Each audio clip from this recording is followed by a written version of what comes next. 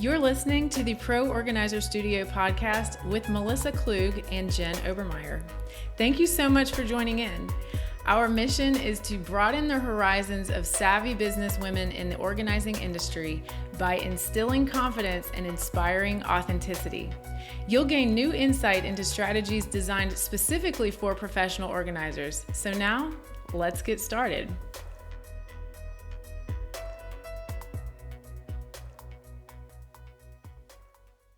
How are my favorite pro organizers today? It's Melissa, your podcast co-host, and today we're bringing you a little bit of a bonus episode. This is actually a Facebook Live that Jen and I recorded with our Inspired Organizer members. So sometimes we do Facebook Lives where you can ask us anything, and this was one of those, and I wanted to give you the highlights of that. It's actually almost an hour, so we talked about a lot of things. Just one little note to you. This was downloaded from Live, and I did as much as I could in our editing software to kind of clean up the audio a little bit, but it is not quite to the level of audio that I like to typically give you. Hopefully you will not be bothered by this and you can still listen through it to all the good stuff that we have for you, but I promise you next week we will be back to our normal audio quality, and thanks for hanging in there with us. But I just really thought that this was an important conversation for you guys to hear because we go over lots of stuff. So I hope you guys enjoy it. And I hope you are having a wonderful December. And I'm working really hard on things that we are going to be bringing you in 2023. And so I hope that you guys are excited for it because I am. All right, here we go. I am so excited that we're doing this today. Me too. It's like live. I love seeing We're our live. people. Mm-hmm. Love seeing our people. All right. I am so blessed to have Melissa in the house Happy to be here. with me. We're doing some planning. And lots of good things So, happen. hello, viewers. Yes, definitely drop us a comment just so you can say hi and let us know that you're there. So, Melissa got some questions I did. in for our Ask Us Anything. I did. We're just kind of here to, socialize and sort of wrap up and just think about what might be on your plate in terms of marketing, launching your business, doing something new with your business. That whole new year, new me, New Year's resolution is a great time for people to be like, I'm going to call a professional organizer. Yes. Don't want to live like this anymore. I'm very big on when people say new year, new you, for my own perspective, I'm like, how come my current me is not good enough? So for Okay, myself, gotcha. I try to say I am enough. But True. the positive thing of when people do have that mindset is 100% of the time they are thinking about how to improve themselves, and a lot of times that's their Yes, because as we've said a million times before, our environment is a really, really big deal. You guys know that. We know that. And even being organizers, you still have to kind of take a step back sometimes and be like, my own self and life has to be organized enough to be able to do this for other people. So it's not easy work, Yeah. It's something that I really think, staying ahead of in terms of not just your schedule, but your own desk and your own papers and your own self-care, it cannot pile up. So I do hope that on your list of priorities for the coming year, number one is taking care of you. Because if you are your whole business, without you, you don't have a business. So that's really, really important. Well, and I got a message today from someone in our group who was struggling a little bit with a client that she had gone to and had really taken on that client's emotion. And said she's a newer organizer and she's like, hey, is this common? Does this happen? I'm like, yes, absolutely, it happens. And so the key thing is with what we do, everybody has a different level of taking on that emotion or taking on those feelings. But if you are a person who takes on those client feelings a lot or stops the environment or really struggles to decompress after a session, Yeah. you have to be even more careful about protecting yourself. So true. I had an organizer I was coaching one time called that a client hangover. Oh, I like that. That you sort of have to you have to plan some time for yourself, especially if you are more sensitive or you carry that emotion more strongly to let yourself detox and turn your brain off a little bit. Yeah. Yeah. It's interesting to me because so many people have that feeling. For some reason, it's sort of my husband is in law enforcement. And so sometimes I ask him, how do you deal with some of this weird situation you find yourself in? And he's like, because he's a super sensitive guy. He's like, we learned in school that you have to just shut it off. And I'm like, okay, well, I haven't heard time doing that. And so, but sometimes with clients, I'm able to just say when I leave their house, I'm done with that. I have to shut it down because otherwise I don't want it to start to affect my work. Yeah. If you know how you are with a certain client, like finding those self-care things to do, like whether it's something simple or whether it's something like more complex, you have to take care of yourself because you can't take care of your clients. Something that when you look back over your year, you think, if I would have just done this one little thing, then I might not have been so stressed. And I will tell you that I ask myself this like almost every year, and it's just put the phone away and go to bed. Like I tell myself this all the time, and and so it's like sometimes when we talk about New Year's resolutions, and you're saying about like the way that I am is good enough. It's like the smallest, tiniest tweak just to like take better care of myself would have had like a massive impact. Like it's like really high leverage because it's like an everyday little habit. That's something that I think the more that we can bring awareness to for ourselves, we are not just better at serving other people, but like better at balancing everything that goes into running a business by yourself. And yeah, I mean, it's a lot. Well, and I love that because I think I've talked about this before. I'm really bad at setting boundaries with clients in particular. And I had 2 clients this weekend that were like 2 organizing clients that were text bombing me. And I just really politely was like, I will totally get back to you on Monday because I'm trying to be better about, I think with our businesses, it is incredibly easy to feel like you have to be on 24/7 and to feel like I have to respond to a client, even if it's 7:00 on a Saturday night and I'm hanging out on the couch watching TV and you don't. And so I think putting the phone down or just saying like, I'm not going to respond to text messages. I'm not going to respond to business messages until the next day, whatever works for you. Like I've had to remind myself of that too. Yeah. That's so true. That's huge. You've got to set those boundaries in, but I'm talking to myself right now. There you go. For the record. And then, if you've got those clients too, where you kind of cross the boundary a little bit of friend versus client, that gets a little bit harder. That was one of my text bombs with someone who is a friend and a client, but she was texting me about client-y things. Yes. And so having to kind of take a break from that. Yeah. For me, it's really. Yeah. No, that's huge. That's huge. But it's hard to do. No, and this is a never-ending process. So it's not like don't think to yourself, well, there are other organizers out there who have this all figured out and perfectly all the time. Just, walk in, be amazing, walk out, turn it off. Like they're never just organized and they have everything together. That person doesn't exist. So if you're doing that to yourself and you're telling yourself that you're failing because those people exist, it is not true. And we would know because they tell us all of their secrets, right? We know. Yeah. We know where all of the dirty laundry is. Yeah, literally and figuratively. Yeah, absolutely. So we're here to tell you it's all good. I saw a thing the other day that was like, none of us know what we're doing. We're all we're all faking it basically. And I love that was like the entirety of it wasn't an organizing thing. And I'm just like, no, it's true. Yeah. Yeah. Because whenever you go to someone and you're like, oh my gosh, that person has it all together. No, they have stuff for sure. Well, yeah, and it's like they have also trial and error their way to get to wherever they are. Yeah. So you can do the same. I was feeling personally attacked when they said that you have to make sure that your stuff is organized because I just was rifling through my purse or something like right before we started this. And I'm like, oh, I'd not be fitting of a professional organizer. Was organized enough. I'm able to find everything I need. That it was there in the back. Right. Yes. No, I'm just kidding. No, I really, really, really need to do that. Okay. Kim, hello. Kim, technically challenged, she says. You can ask a question right here. Melissa has a ton of notes written down, so I'm going to let her jump right into it. I will watch the comments to see if what comes up from Kim or anybody else, and then we'll just sort of ramble on from there. All right, but these are great questions. Thank you guys all for writing in. And yeah, take it away. Okay, so really quickly before we start this, and I know Kim and I have been working together, and she is a new organizer, and she is awesome. Here's one thing I want to say about technically challenged. I see a lot of people that say like, hey, I'm technically challenged. What is a great thing about this group is if you have those kind of tech challenges, bring them here, because one of the things I love to do is teach people that they're actually not tech challenged.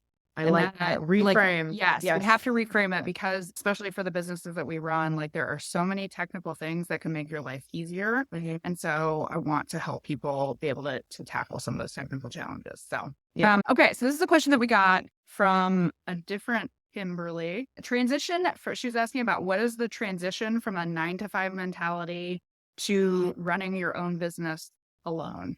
Mm. So I call it moving from 9 to 5 to 24/7. That's exactly. As I just got done talking about people texting me at 7 o'clock on Saturday night. And you know what, too? I mean, I think we could have an entire podcast topic about just this, I think so. because I love the fact that she included, I'm assuming from your notes, she included that word alone. Yeah. Because the thing about being in a 9 to 5 corporate world type of environment is you're so used to having other people around you. You know what I mean? Like a team approach. There has to be a committee and a meeting Right. for everything. And in some ways that is fun. And it can be There's comforting. Comfort. It makes life go real slow. And we all know that some coworkers are amazing and you love them like family, and otherwise you want to just meet, as the kids say. Way to bring in the kid language. Thank That's you. excellent. I'm feeling good. But so this is actually like multiple questions in one, but the transition from the 9 to 5 mentality, Melissa, I want you to talk about that, because you spent many more years in the corporate world than I did. I did. So a lot of what you said is absolutely, like, everything you said was correct, because you do have, like, you have a little bit of a safety net of it's decision, but they're not often your decisions. They're team decisions. And you're like, I'm just a part of the team that's making this decision.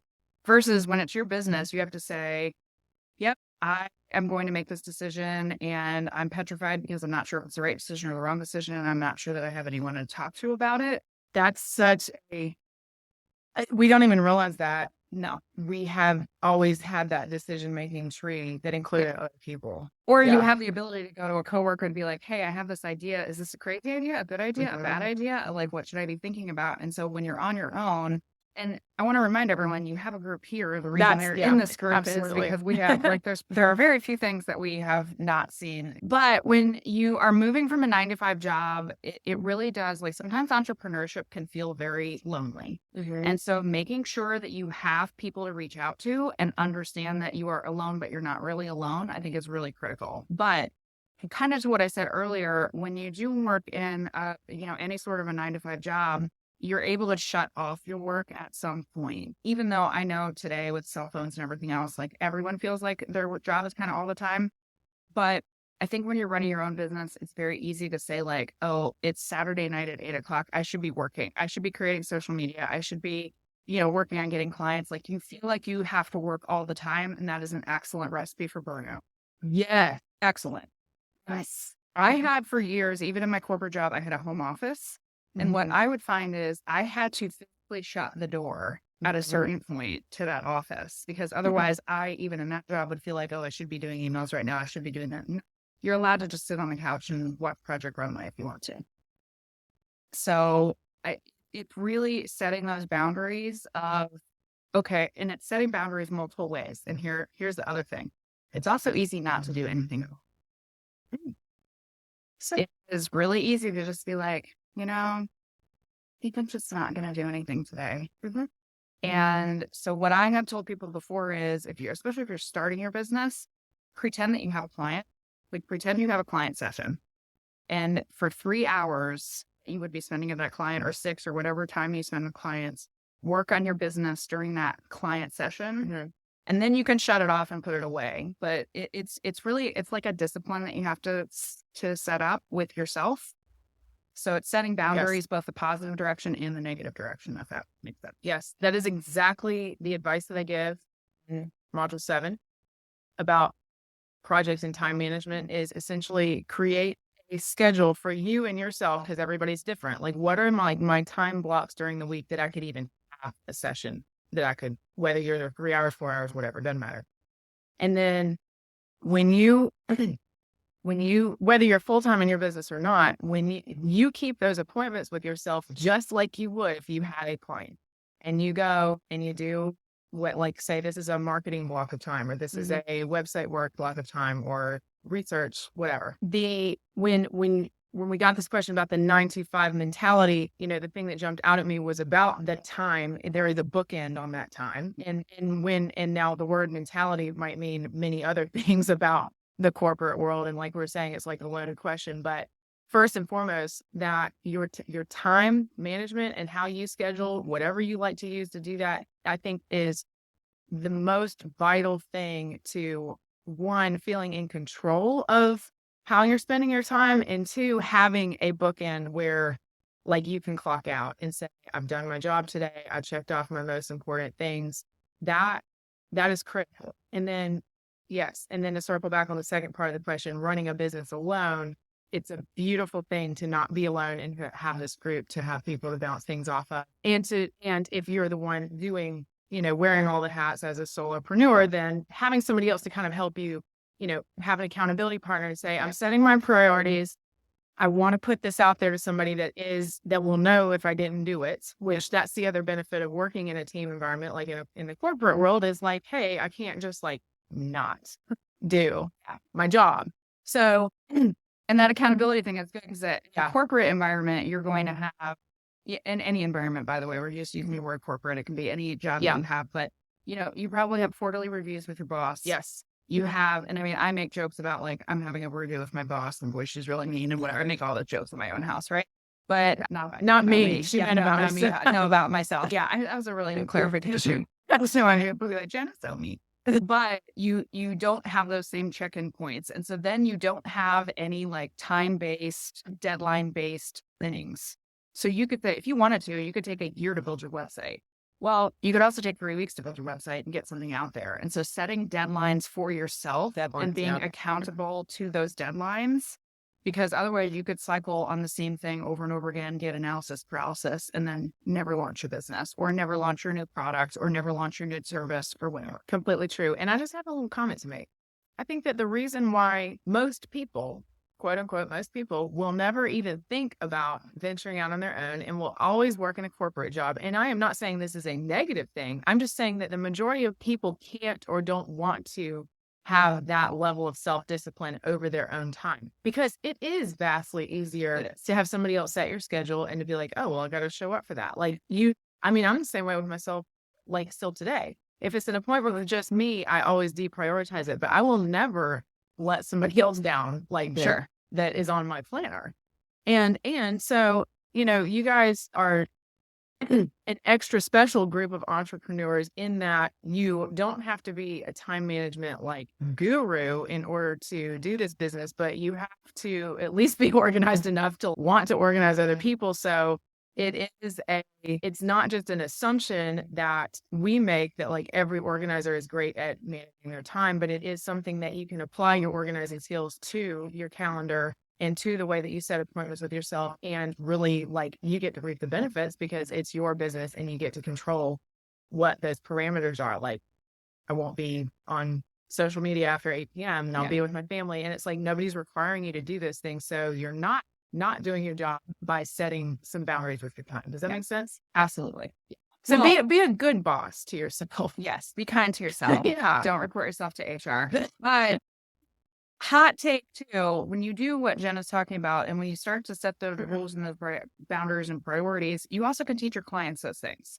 I have had very few clients that don't come to me and say, I can't keep my kitchen clean. And then I give them the tools that I use in my own house as to what I do. And I am like, I do a 10-minute routine before I go to bed and blah, blah, blah, blah.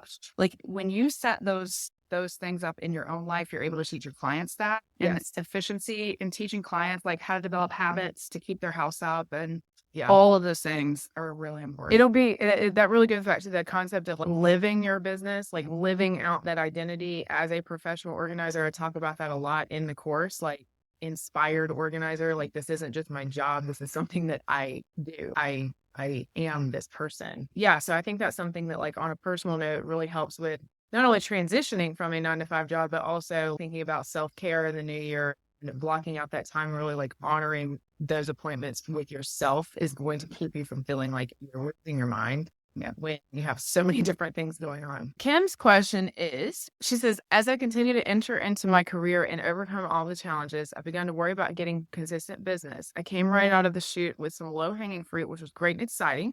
I've started to shift my thinking to focusing on business goals instead of worrying about where the business will come from. Is this thinking backwards? No, I think that's awesome, Kim. And I wonder too, like, this is sort of a coaching moment. How did you make that shift?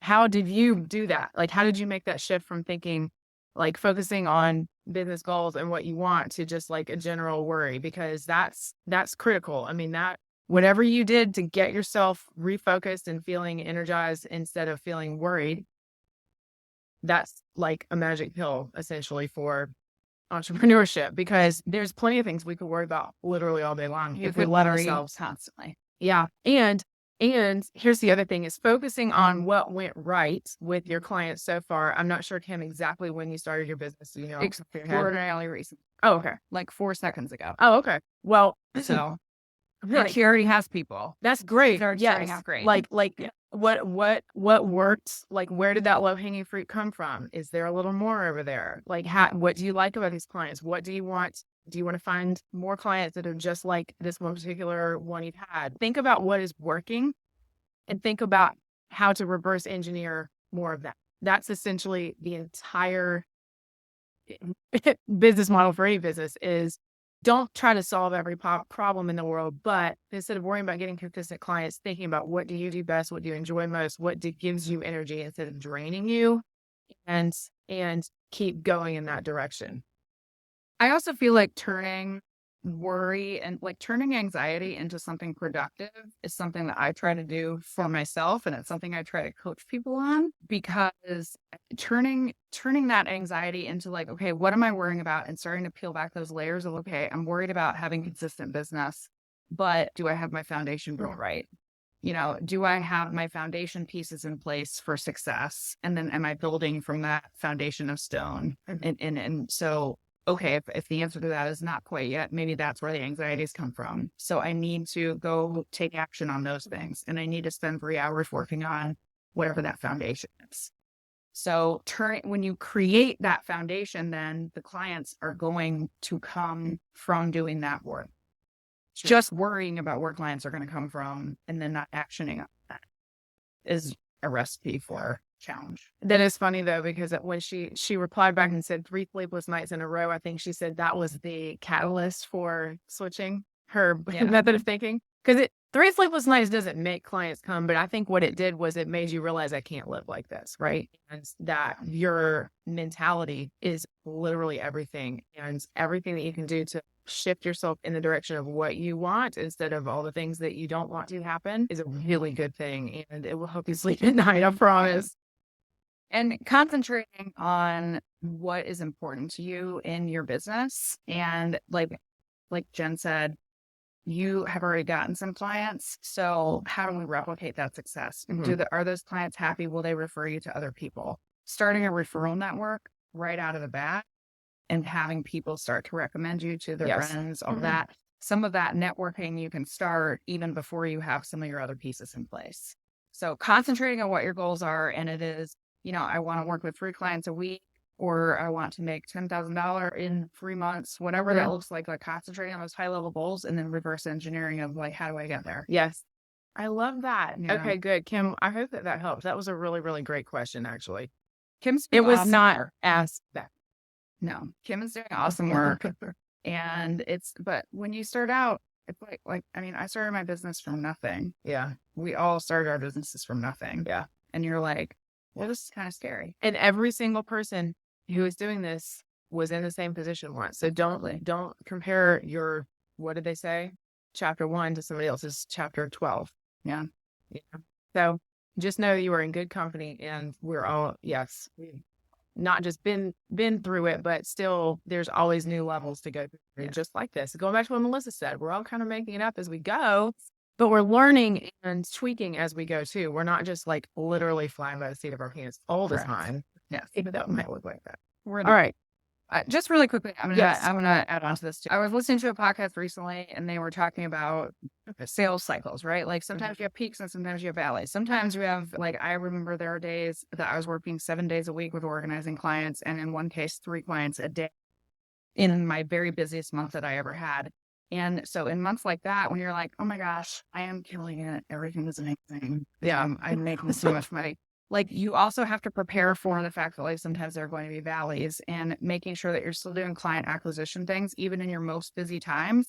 So the most busy time is the time that you're like, I don't have time to go look for new clients, but then you have to keep kind of that sales funnel running and making sure you're still doing the right things to get those clients in.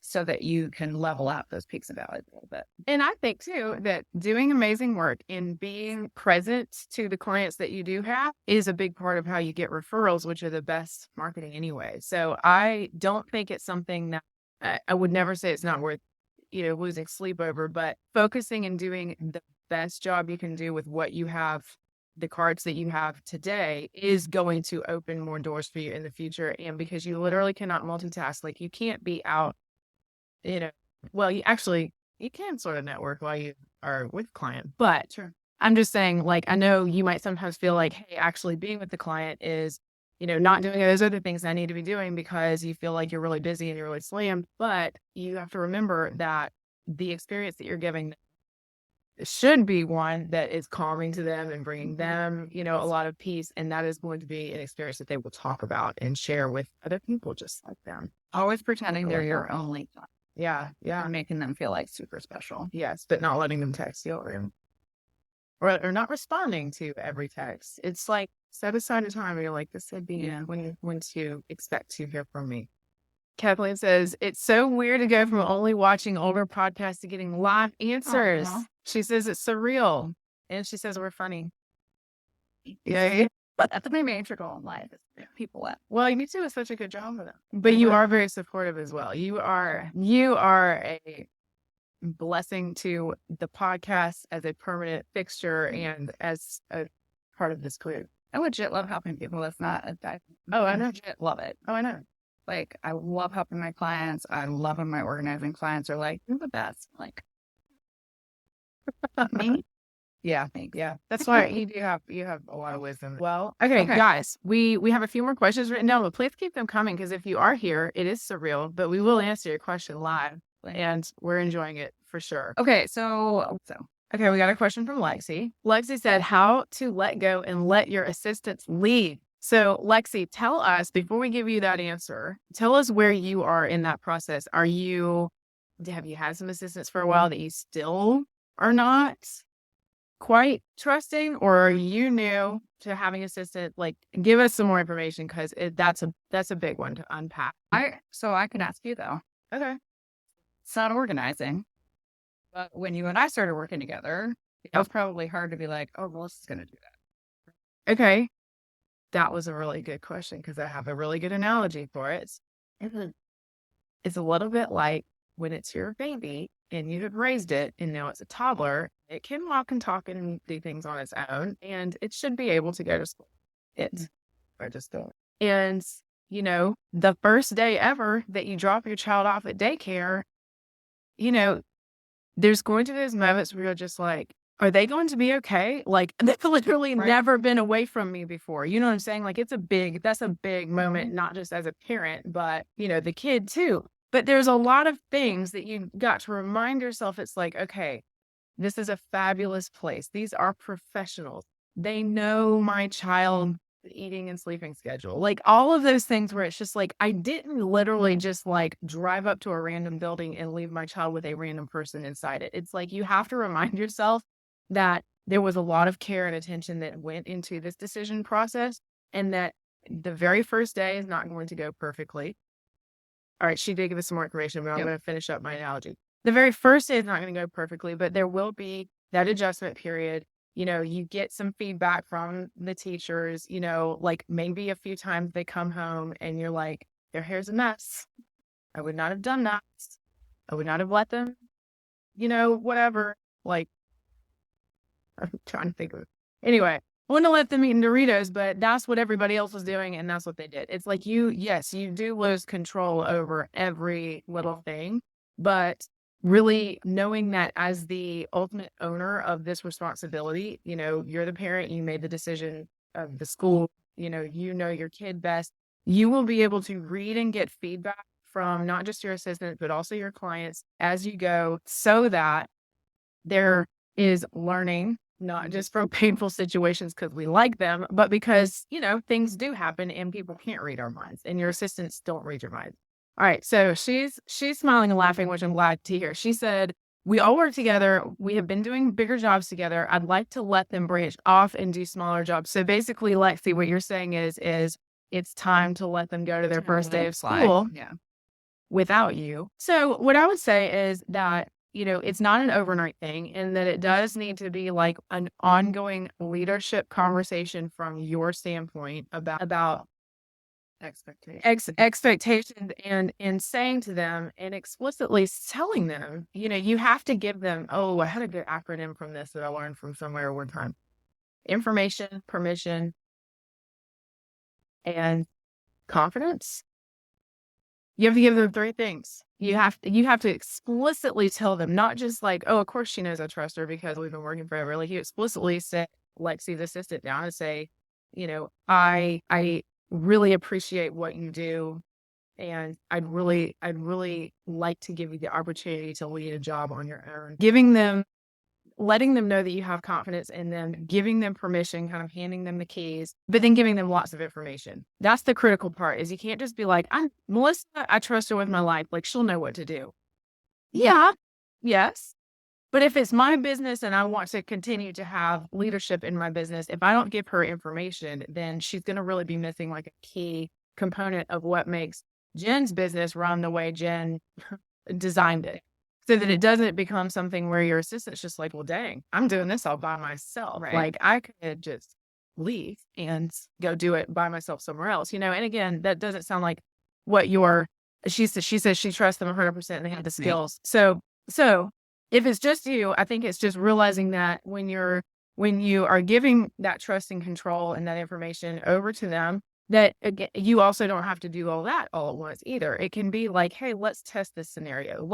Let's pick a client that you're already comfortable with, or that or that the assistant has been there before, and say, okay, this time I'm not going to be there personally, but so-and-so is going to be leading the job. And just, again, like you said, you already trust them. You have the clientele who want to do this, to like have those bigger jobs. So plan for yourself. And this is not just time management, but sort of like, it'll help you visualize it. Plan for yourself, like, what does that transition look like? Like, the first few jobs will do this. The second few jobs, like the first few jobs, like, here's the amount of control and decision making they will have. The second few jobs, I would, increase that responsibility in some way. Like, maybe the assistants will go and buy products or whatever. But like, also decide for yourself, what is the quality control process going to be from your end? Because you don't need to be checking in with them every 10 minutes, but you do need to check in with them, and you do need to still, especially at first, maintain a relationship between, again, you're the owner of the business, and maybe one day you won't check in personally with every single client, but for now, as part of that transition, you decide that you will.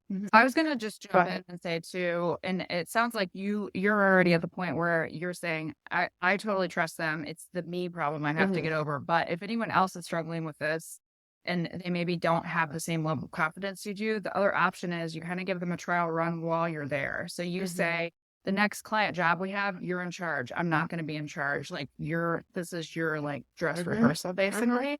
And then you're still there as a safety net to answer the questions. But you can say like, hey, I want you to take the lead on this one. I want you to make the decisions today. So you can give them kind of a trial run too. Do you disagree? No, I thought of a funny analogy, but I don't think I'm going to bring it in. It's from The Princess Bride. You know how the Dread Pirate Roberts was not the original Dread? That's right. He was not. But what he says in the movie is, he says he had his assistant and he trained him up, and then one day they just switched roles, and so Wesley didn't disappear. He just became the assistant or whatever, and that was how he slowly back to like. And then he got the crew to accept the new Dread Pirate Roberts, and he was like, now I can retire. I have on my mantle at home a frame thing that says Ashley. I like that. I love that movie. That would be the only quote that I would put on a wall, because that's not my kind of style. But okay. So we got another question from Kim. She says, with the exposure that we have to so many organizers, what is the percentage of solo organizers versus teams? And I will say, and that's also a big question, because team could mean anything. Like, team means you might occasionally get another organizer help you with a big job, or maybe you have your own team of subcontractors, or maybe you have actual employees, which is a whole different ballgame. So What do you think that answer is? I think, just based on just thinking about the number of people who have taken Kate's Teams course this year inside, like people that are in Inspired Organizer and also taking that course, My guess is like if you do the whole pantheon of like, hey, I may have teams in 4 cities or I may occasionally get a subcontractor, I think it's like 15 to 20%. Yeah. And I don't know, Kim, let me know what caused you to ask that question, because again, this is not a comparison thing. Yeah. Melissa and I both happen to be in the camp of people who would prefer to work solo or like essentially one-on-one with the client. And that's the type of job that we want to do. Yeah. But that doesn't mean that there is a right or wrong for that answer. And that's why we have like, Kate. Kate is a great resource. Tell me what's the actual name? I forgot. Teams for Pro Building Organizers. Teams for Pro Organizers. I wanted to make sure I said that. So that's a little plug for her program, which we can drop a link for after this chat. And that would be like on the other end of like, not only does she have organizing teams, she has multiple locations of teams that she's not even present for. So there is a huge variety of right ways to do this business. There's not a wrong way unless you're just not doing it, and taking that pressure off yourself that you don't have to have a team to be successful, that you can do it on your own, but also you can have a team if you want to, or you can trial and error of, I want to take a subcontractor on a certain size house or a certain number of days of jobs, or if it's an unpacking job, whatever that looks like, you can do that too, and you can change it up. So you don't have to say, okay, I'm going to teams and just use the subcontractors occasionally. I like working on my own. Yes. Kathleen says, piggybacking on Kim's question, what percentage moved from solo to having a team in the first year of being in business? What would you guess? I think that's probably pretty. I would say it's usually after your first year that you decide to expand a little bit. But I don't know the answer to that, because I don't always know where someone is in I don't always know like, hey, I'm brand new to this business, or I've had it for long. There shouldn't be anything that would there's not a rule out there, of course, that says you can't do it after 3 months or 6 months. But I think that you do want to be able to, again, this is a question of leadership.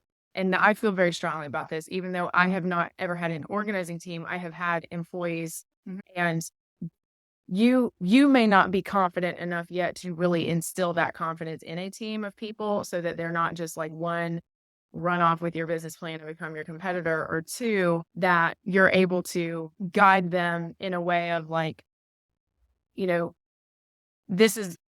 not like, are you able to confidently be like, one, not only do I know what to do, but I know what to tell you what to do. Like, I know how to delegate because I've done this type of job before. And you may be bringing experience, though, that's not from an organizing business. It could be from having a team in another business. And you might be real confident within 3 months of, I'm ready to have people and I'm ready to be that leader, because they're going to be looking to you for guidance. They're not going to know necessarily, one, they can't read your mind, but they're not going to know necessarily like, what does it mean to provide an amazing client experience? Not just go in and organize a pantry in an hour flat. Like, it's not all about speed. It's also about reading the client and having those people skills. So that's the thing, is I would it's when you're at that point of maybe wanting to take on bigger jobs, or you're getting more requests than you can fulfill one-on-one. And don't get me wrong, I understand the benefits, because physically you cannot do all that work by yourself. But when you're at that point, it's not just a question of, okay, I can hire somebody or I can get subcontractors, but can I be an effective leader that these people don't just leave after the first day and be like, yeah, that was not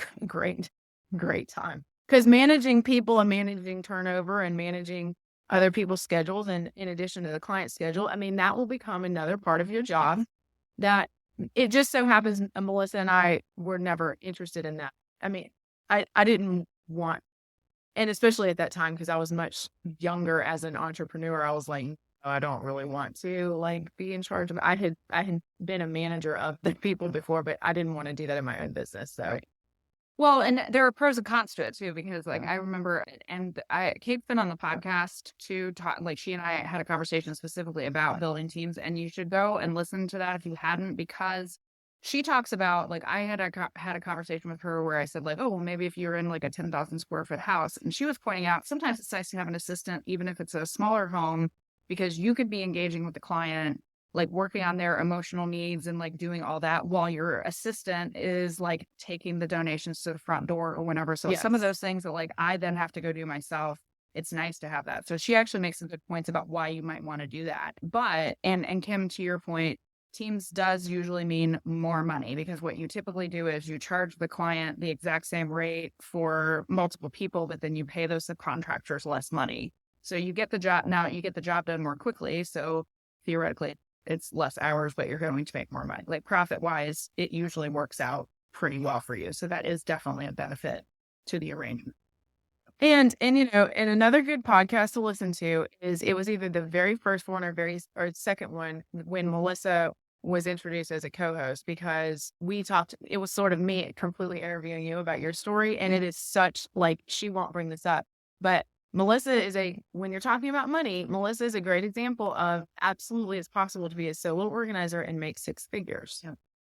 And so don't have a mindset of, well, I can't make much more money unless I have a team. And so therefore it's a non-starter. Well, that's not necessarily true. It is a different type of client and a different type of job. Yet you might make more money having a team that can do all these moving jobs, that doesn't care much about like the personal aspect of like, working through letting go of items and all that kind of stuff. It's a matter of what type of client and job you really want to specialize in, I think. And you can do a little bit of both too, of course. That's why kind of having like temporary teams or calling up other organizers that around you can be fine, because it's like, I don't need a team all the time, but occasionally I want to take on a bigger job. You may want to try it out. Like, this is another one where you can kind of audition your own business and be like, hey, I'm going to take an assistant a couple of times, see if I like it or not. So Kathleen, and just about kind of what I was mentioning, she said, I feel like I need to move fast at each of my jobs, and I feel guilty because it's on their dime. And, she said it's something you need to overcome. I think just remembering that the goal of every client is not for you to move as fast as possible. I learned that. That was one of my hard lessons learned. I had a client who chastised what's the word? Scolded. She scolded me. And that was the day that I learned. I'm like, I wasn't paying attention to her cues emotionally. And I didn't know that she wanted everything just like take the time and bring it just right. Cause I was like, look at this whole house to do. Yeah.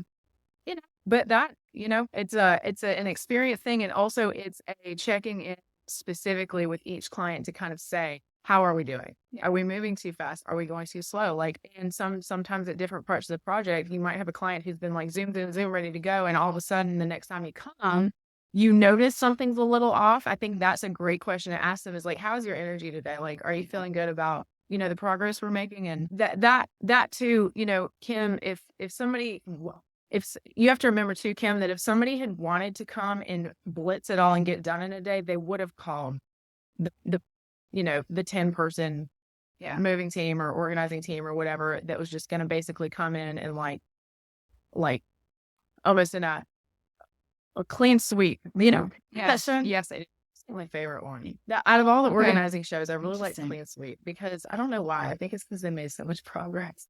Yeah. But on the speed thing, Jen's point, which is what I think 100% one of the most important things you have to do as an organizer, is be super in tune to what people are giving you and paying attention. Listening to your client, paying attention to their cues. Like, I remember I had one client one time that was like legit having an anxiety attack during her session, was sweating. And so a client like that, you have to really be paying attention to, she doesn't want us to go super fast. Like, that's stressful for her. So not every client wants it. And also, one of the things that I had to get over, Kim, is I think this is a huge investment of money. And so I'm like, I want to make sure you're getting every penny of your time. Not every client cares about that. They don't. I cared about that more than the client cared about it. Mm-hmm. So it's not to say that you want to just sit down in their living room and just like watch Netflix with them. But, by the way, I've done that with clients. Some clients just want you to be their friend. But you also can say like, hey, we need to do this at the speed that works for the client, and that speed might not be Mach 4. If you are not bringing a peaceful and organized energy to their chaos, then really you're just adding to the chaos, and that's not helpful, and that's not what they need. So if you are that sort of like type A, like, boom, boom, boom, we need to be productive, we need to be efficient with like every second, know that about yourself and realize that that is not the best match for every single person. Not like, clearly they're not calling you because that is their favorite way to be either. So what they need is sort of like that balance. And I'm not saying every organizing client is just lazy or whatever. I'm not saying that at all, because sometimes people just don't have time. But what you don't need to add to the situation is more stress about time, because they probably like are already hard on themselves. And so it's urgency. It's moving with urgency, but not frenzy, right? And pushing at the right time. So the client that is saying, let's just chat, might be avoiding starting the work. So reading their cues and then saying like, hey, let's in your closet while we go through some clothing or whatever, like knowing when it is time to push and say, hey, let's get something done today. Hot tip too, if a client could do this themselves, they would have hired you.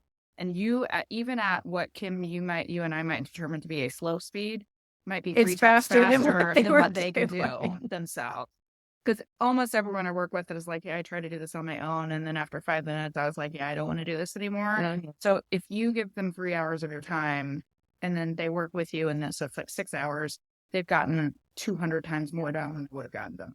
For sure. And it might just be something that you said or just casually did while you were there that makes a huge difference for them. It might not be the speed literally at which you pulled everything out, put things in garbage bags, got everything back in. It's like that might not be what was the life-changing moment. It might have just been like the casual way you were talking about. You know, Melissa was like, yeah, I share tips about how I keep my kitchen in the way that she's just like, I just always have this routine that stays with that client like for the rest of their life. Like that's huge. And that's also what they want you around for, is not just what you're hands-on doing. Yeah. And that's why this perfect segue into doing consults virtually and even working with clients virtually. It doesn't always have to be you being the like workforce. It can be you being like essentially like a coach. And like I said, some of those life-changing things that you say can be the one little thing that switches their mind around and say, okay, I can take this in small pieces.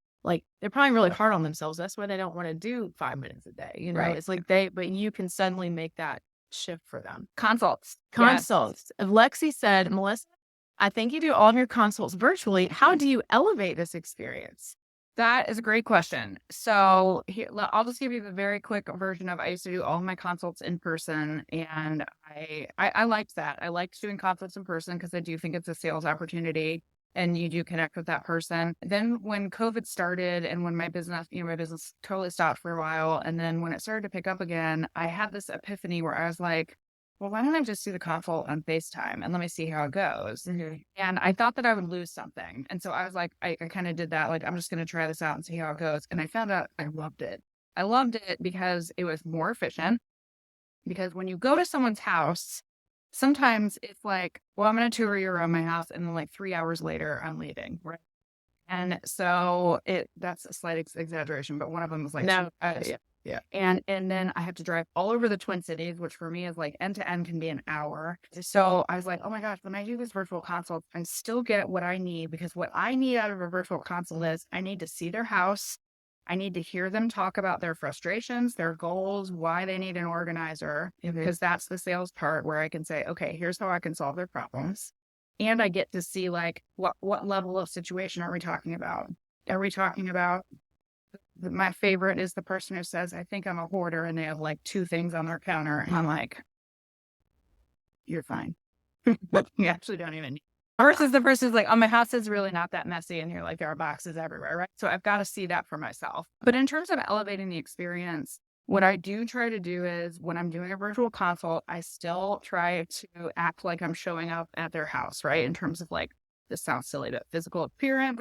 Like, I'm not going to show up on a Zoom in like a sloppy ponytail and like sweatshirt, right? It's like present your best self. Present your best self, professional even though you're self. on video. Yeah.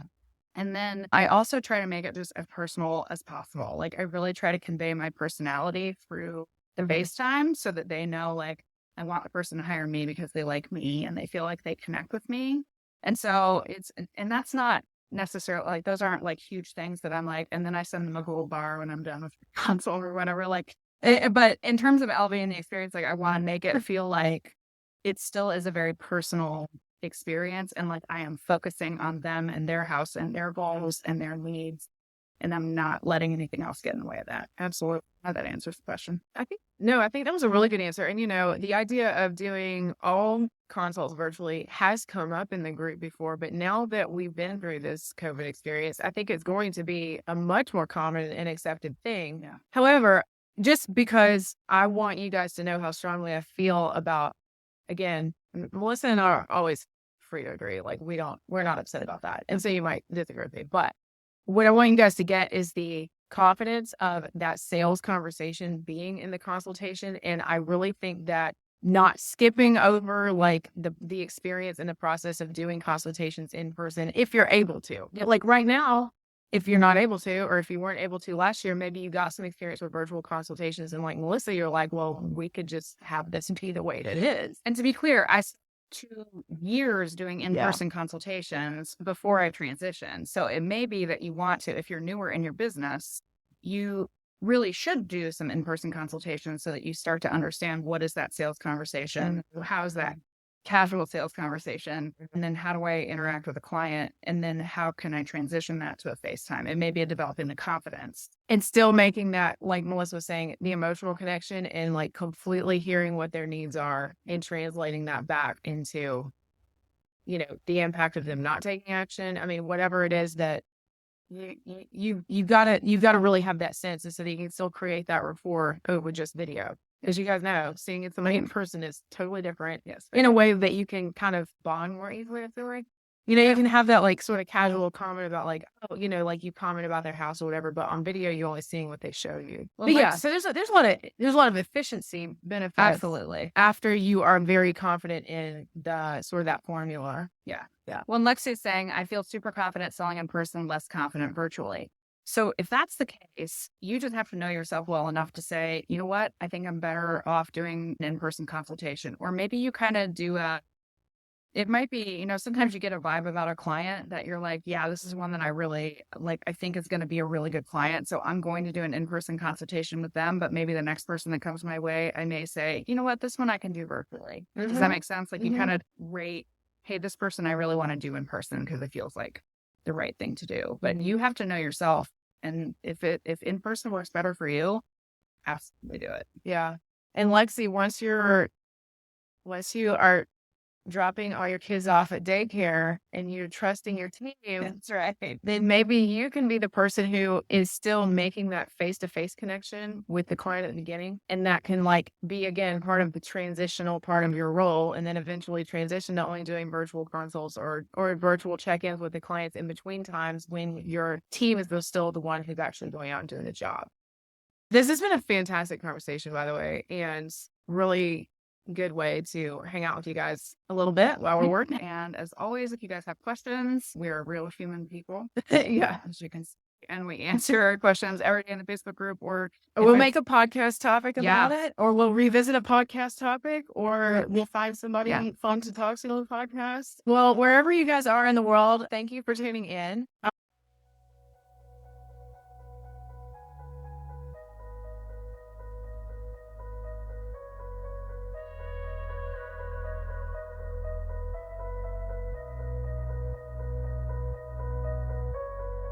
Thank you so much for listening in to the Pro Organizer Studio podcast. If you'd like to get our roadmap for success as a pro organizer, head straight to www.proroadmap.com.